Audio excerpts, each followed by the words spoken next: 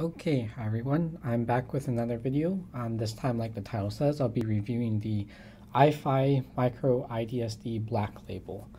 So I want to thank Lawrence at iFi, firstly, for letting me use this unit and giving this a nice amount of time to review.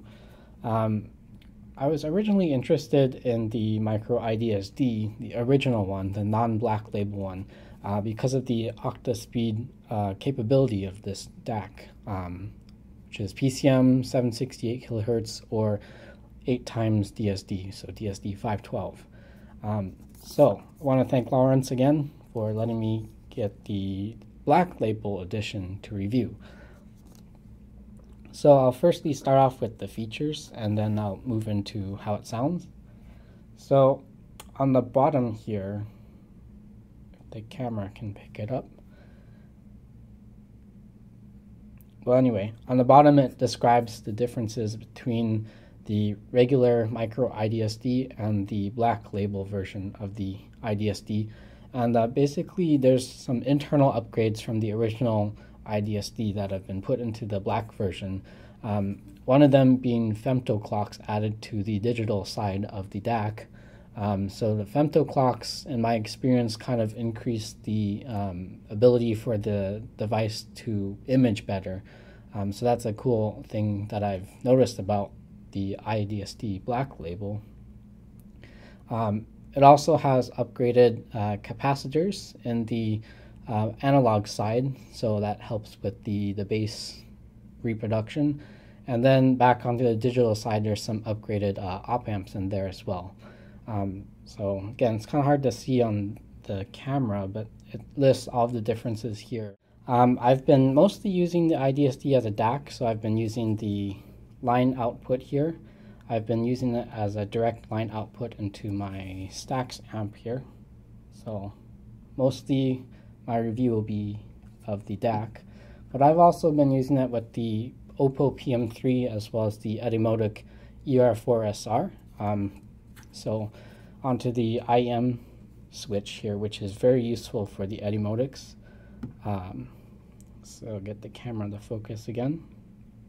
So the IEMatch plays a role in how loud the volume is between the headphone output and the normal gain switch here. So there's the gain switch on the side, which affects normal gain, and then there's the additional kind of gain option through the IEMatch. And so iFi's thing with the IEMatch is that it allows further sensitivity selection for the headphone output. And so if you have really sensitive in-ear monitors, such as custom ones that have multiple drivers, the ultra sensitivity mode or the high sensitivity mode would probably be your ideal choice in addition to low gain or eco mode. So that just basically allows you to fine-tune the output. Now, one thing that's special about the IEMatch is that it does not affect the output impedance of the headphone out. So that's nice if you have low impedance headphones such as the Shure, the SE846. So that has an 8 ohm impedance, I believe. So that's a really low impedance. And if you have a headphone amplifier with a high output impedance, it can affect the frequency response. So the IEMatch attempts to disregard that output impedance. So that's a nice option to have for sensitive in-ear monitors. And one thing you'll note about the iFi products in general is that they're kind of the Swiss Army knife of audio, in that there's a lot of features included in the device, some of which you may use, some of which you may not use. So one of the things I don't use, but it's there for people who do need it, is the polarity switch. So the polarity switch inverts the polarity of the music. Personally, I don't use it, so I just leave it on the positive polarity for standard, but it's there for people who use the inverted polarity. Likewise, the digital filters here, there's 3 different ones. There's the standard brick wall filter, and there's the minimum phase filter, and I've described both of these filters in previous reviews. And then there's also the Bit Perfect digital filter, which is kind of interesting in that it uses a It's kind of like the slow roll-off filter that I described for the LH Labs Geek Out V2 Plus, except it doesn't have as well. It's one ring of pre-ring, the impulse response, and one ring of post-ring. So it's kind of a unique filter. But I'll get more into that later. So on to how it sounds. Again, I've been mostly using the micro iDSD Black Label as a DAC. And what's unique about the DAC of the iFi products, especially the micro iDSD, is that they use a Burr-Brown chip that actually is a hybrid between true multi-bit, so an R to 2R DAC, as well as a standard, your kind of everyday Delta Sigma DAC. So it's a hybrid between the two. So it uses the most significant bits, the 6 most significant bits for the R to 2R conversion, and then it converts the rest of it through Delta Sigma. So how does that affect the sound? For me, the iFi micro iDSD Black Label kind of has a smooth sound, which is kind of typical of a R to 2R DAC, which is really interesting to hear. But it has the capability of a Delta Sigma DAC, being able to decode 768 kHz or DSD 512 as well. And it does all of the DSD natively, so it uses a true 1-bit conversion between the digital to analog conversion there. So it's a very nice, solid product for being able to decode just everything, all the music that you have out. So for the overall sound, from the bass is a little bit kind of smooth and rounded. It's not quite as tight and punchy as I'm used to, but it does have a nice kind of warmth to it. Going into the mid-range, again, it keeps a very smooth sound, and then the treble has a very slight roll-off to me, so it sounds, again, very smooth overall. So the overall sound for the overall frequency response, I should say, for the iFi micro iDSD Black Label is very smooth overall, so it's nothing too harsh, especially compared to the ESS DACs that I'm kind of used to hearing, but not quite as warm as the AKM DACs that I'm also used to hearing, such as the AKM 4490. So that's a pretty interesting sound signature of the iFi. It's kind of like right in the middle between everything. It's not as technical sounding as the Sabre DACs, but it's not as warm sounding as the AKM DAC, so it's right smack in the middle.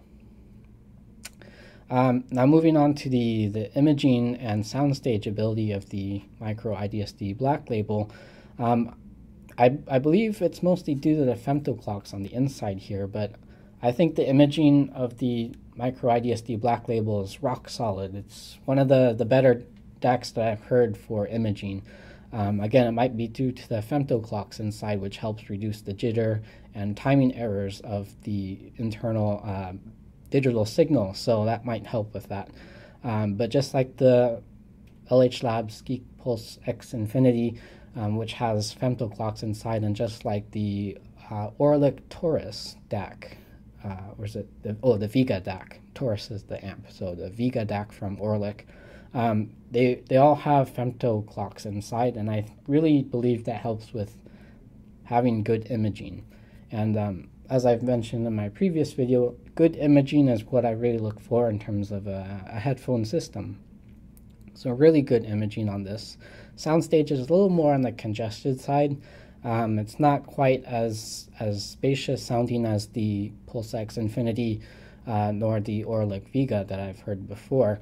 But it's pretty comparable for a device in its price range. And the price range is $549, so US dollars. So very, very affordable DAC for everything that it can do.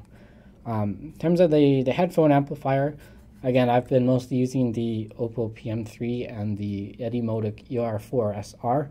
So most of my music has been set, or most of my settings have been set on eco mode. So low gain, basically, and ultra sensitivity to further fine-tune the gain output. And I think they drive both headphones very well. Nothing too problematic that I could hear. I did try the HD 800 on this. I had to use normal mode and regular off for the IEMatch, and it drove those pretty well, actually. I'm still not a huge fan of the HD800, but I thought this did a pretty good job at conveying the sound of the HD800 relative to other amps that I've heard with it. So not too shabby in terms of the amp. I don't even know when you would need to use the turbo power output mode. Maybe for the HE6 from Hi-Fi Man, but I haven't had the chance to try that. So very versatile amplifier. Drive pretty much everything from IEMs, custom IEMs with multiple drivers, to I guess the HE6 maybe. So very, very, very versatile amp, as well as the DAC. And so again, the main reason why I wanted to hear the micro iDSD originally was for the Ocata-Speed capability. I don't know of any music out there that is available in DSD 512, nor PCM 24768. So finding music in that range is probably not an option. However, I was talking to the folks at iFi back at CanJam at RMAF last year, and one of my test tracks for listening, when I was listening to the Mr. Speaker's Ether E at the time, one of my test tracks is Daft Punk. Derezzed is one of my favorite tracks, and I was talking to the iFi folks, and they were saying that, yeah, Derez is an awesome track, but it's very harsh at sometimes, especially if you know the track when it goes like meow, meow, meow, meow, meow. So that part can get pretty harsh on some headphones and headphone systems. So one of the reasons why I wanted to hear the micro iDSD in the first place was to try the Octa DSD. And since there's no music out there, one of the options you can do is in software you can upsample your music to Octa DSD, DSD 512. And so I've tried to play with the options. On Mac you can only go up to DSD 256, and my computer is not capable enough to play back DSD 512. So the next best option is DSD 256. So I've been upsampling my music to DSD 256, and although this is a controversial topic in the audio realm, I did actually find the CD quality music upsampled to DSD 256 to be a lot smoother sounding overall. How that affects your music or how you perceive this sound may be up in the air, but for me, it definitely made it a lot smoother and more listenable. I pretty much left this upsampling all of my music to DSD 256 just because it sounded so much smoother overall compared to regular CD quality, so 1644.1. Maybe one of the reasons why I hear the smoothness is because the iFi uses a Burr Brown chip that uses direct DSD to analog conversion, so no digital filters are involved, just straight up 1-bit conversion and a low pass filter on the or a low pass filter on the analog section. So just one filter is used. That might be a reason why I like this, might not be. So yeah, just upsampling my music to DSD 256 and using this micro iDSD black label as the DAC sounded a lot smoother than what I'm used to. Very interesting comparison. If you're curious to know what the black label looks like next to the regular micro iDSD, I don't have the micro iDSD with me, but I do have the iUSB 3.0 with me, and it's the same chassis, just silver. As you can see, there's a huge difference. This is a kind of gray and silver appearance. The micro iDSD black labels black and orange, so very interesting comparison between the appearance. I personally like the black one more. Looks a little more sleek. But yeah, moving on to the options through the headphone amplifier section. So there's two switches here, and this is the XBass Plus and 3D Plus switches here. So these are DSP, or actually it's not DSP, it's all analog, I believe. They have discrete circuits within the micro iDSD black label that affect the sound through the analog section. So if you use this as a DAC, you can't use these switches because it bypasses this section of the micro iDSD Black Label. But essentially the plus indicates that it's a revision over the previous one in the micro iDSD. And so I can't compare the two directly, but I actually do like the 3D Plus, which is essentially a crossfeed, blending the left and right channels together a little bit. So usually I don't like crossfeed too much because from what I've heard it's not implemented very well, but this one is very good. So instead of having sounds on the 0-degree axis here, it kind of moves them 30 degrees inward, so it sounds like you're listening to speakers that are coming at you. The one caveat to that is that it actually makes the music a little bit brighter, so if you have bright recordings, this might not be the best option, but if you don't, then I think the 3D Plus actually sounds pretty good. The XBass Plus also sounds very good.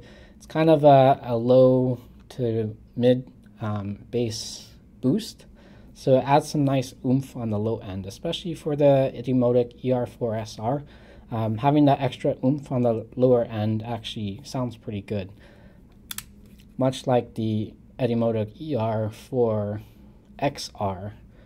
So adding a little bit of bass boost does increase kind of the presence of the bass, and I like it a lot for the SR.